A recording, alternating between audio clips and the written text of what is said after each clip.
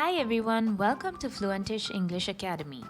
මේ channel එකේ ඕනම කෙනෙක්ට ලේසියෙන්ම English ඉගෙන ගන්න පුළුවන් විදියට තමයි lessons plan කරලා තියෙන්නේ. ඉතින් ඕගොල්ලෝ මේ වගේ videos වලට කැමති නම් අනිවාර්යෙන්ම මේ channel එකට subscribe කරලා bell notification එකත් click කරන්න අමතක කරන්න එපා. Hi everyone, welcome back to my channel. අද lesson එකේ අපි බලමු native English speakers ලා commonly use කරන phrases 20ක් දිහා. මතක තියාගන්න මේවා casual spoken English වල තමයි use කරන්නේ formal writing වල use කරන්න බෑ. Okay? එහෙනම් let's get started. ඉස්සලාම what's new? මේක අපි use කරන්නේ අඳුරන කෙනෙක්ව දැක්කම අපි අන්තිමට හම්බ වුණ නැත්තම් කතා කරපු දවසින් පස්සේ අලුත් තොරතුරු මොනවාද කියලා අහන්න.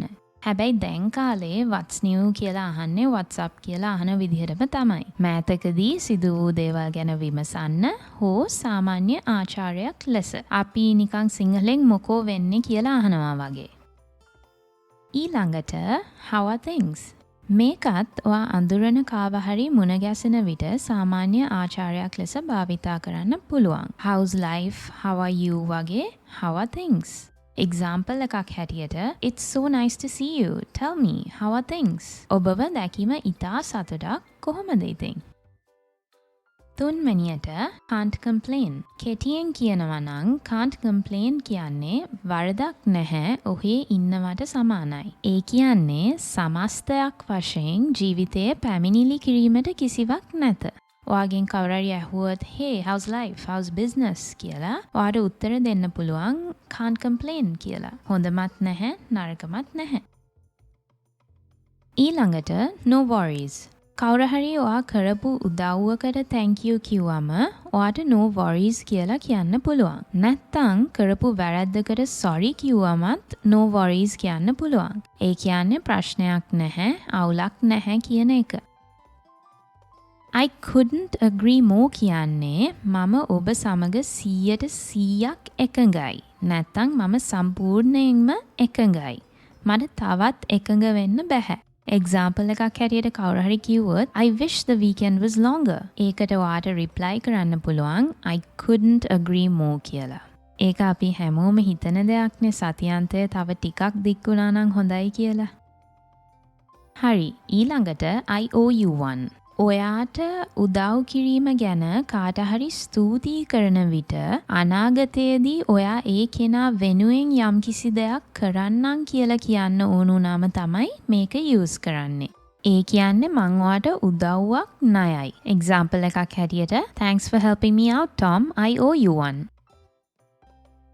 ඊළඟට I'm beat කියන්නේ තෙහෙට්ටුවට හෝ ශාරීරිකව වෙහෙසට පත් වුණාම මට හොඳටම මහන්සි. I don't want to go out tonight. I'm beat. අද රෑ නම් කොහෙවත් යන්න බෑ මට මාර මහන්සි.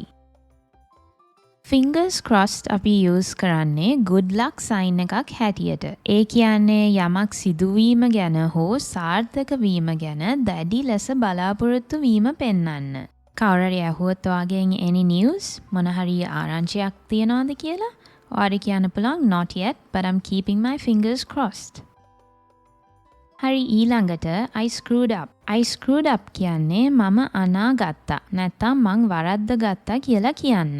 I really screwed up this time. My girlfriend will never forgive me. කියලා කියන්නේ මම මේ පාර හොඳටම අනාගත්තා. මගේ girlfriend මට කවදාවත් සමාව දෙන එකක් නැහැ.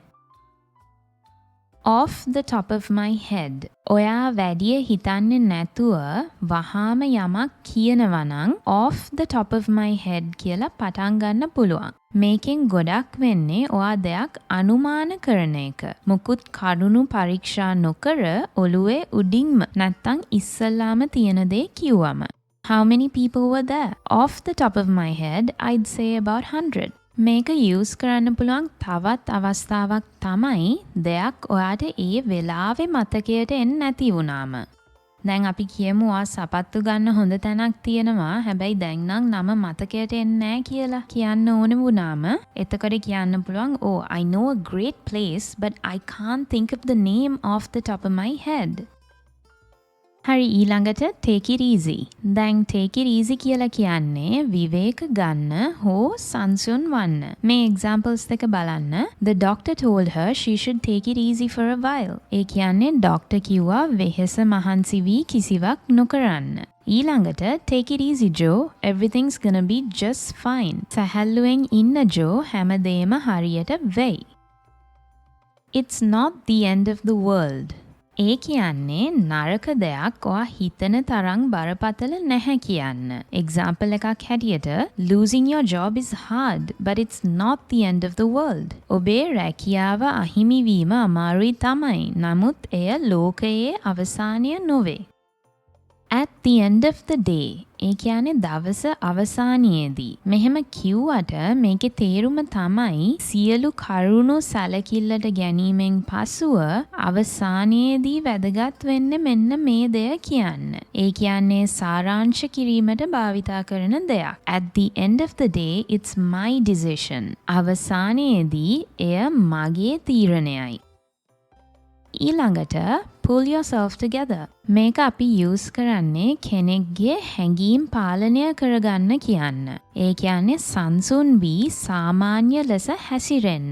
මේක සාමාන්‍යයෙන් use කරන්නේ කෙනෙක් දුක, කෝපය හෝ කම්පනයට ලක් වුණාම. Just pull yourself together. There's no point crying about it. දැන් අඬලා වැඩක් නැහැ. සාමාන්‍ය ලෙස හැසිරෙන්න.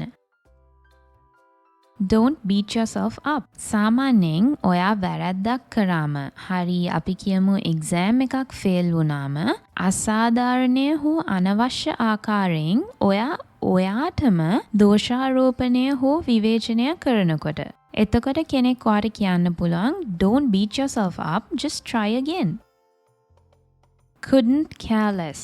යමක් ගැන උනන්දුවක් නොමැතිකම හෝ නොසැලකිලිමත් වීම. ඒ කියන්නේ මීට වඩා අඩුවෙන් ඔයාට සැලකිල්ලක් දැක්විය නොහැක. එච්චරටම ඔයා මේ දේ ගණන් ගන්නේ නැහැ. My wife wanted to know if we should paint the room white or blue, but I honestly couldn't care less. ඒ කියන්නේ මගේ වයිෆ්ට දැනගන්න ඕන වුණා කාමරය පේන්ට් කරන්නේ සුදුද නිල්ද කියලා. හැබැයි මට නම් මොනා කරත් එකයි.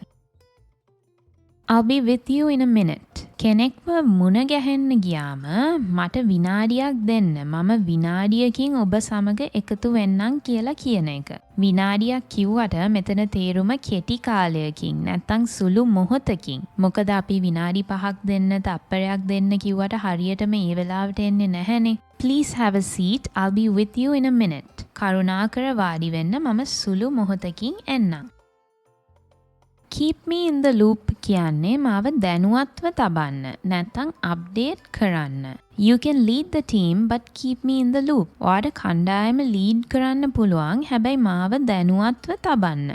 මේක ඔෆිසර්ස් වලත් ඇහෙන දෙයක්. ගොඩක්ම ඊමේල්ස් වලට තමයි අදාළ වෙන්නේ. Keep me in the loop කියන්නේ මාව ඊමේල් එකට ඇතුළත් කරන්න. ඒ කියන්නේ මාව ඊමේල් එකේ CC කරන්න. Don't take it to heart. මේකේ තේරුම තමයි යම් කිසි දෙයක් වැඩිය හිතට ගන්න එපා කියන එක. Don't take it to heart. He was only joking. හිතට ගන්න එපා. එයා විහිළුවක් කරේ. අන්තිමට hang in there. මේක සැනසිලිදායක හෝ කෙනෙක්ව ධෛර්යවත් කරන කියමනක්. ඒ කියන්නේ ඔයා අඳුරන කෙනෙක් ජීවිතයේ ගොඩක් ගැටලු වලට මුහුණ දෙනවා නම් I know it's difficult but hang in there. Things will get better. මං දන්නවා අමාරු කාලයක් කියලා. හැබැයි අත්අරින්න එපා. බලාපොරොත්තු නැති කරගන්න එපා. හැමදේම හරියයි. හරි මං හිතනවා මේ ලෙසන් එක යූස්ෆුල් වුණා කියලා. මතක තියාගන්න මේවා නේටිව් ස්පීකර්ස්ලා යූස් කරනකොට වෙනත් විදියට ඇහෙන්න පුළුවන්. මොකද ඒගොල්ලන්ගේ ඇක්සන්ට් එක වෙනස්නේ. මොන ඇක්සන්ට් එක යූස් කරත් තේරුම වෙනස් වෙන්නේ නැහැ. ඇක්සන්ට් එක ඉගෙන ගත්තට වැඩක් නැහැ. අපි කියන දේ වැරදි නම්. එහෙනම් වෙනද වගේම මේ වීඩියෝ එක යූස්ෆුල් වුණා නම් ලයික් බටන් එක ක්ලික් කරලා මේ වගේ තවත් ලෙසන්ස් වලට එකතු වෙන්න ඕනේ නම් channel එකට subscribe කරන්න අමතක කරන්න එපා. Thanks for watching. Bye.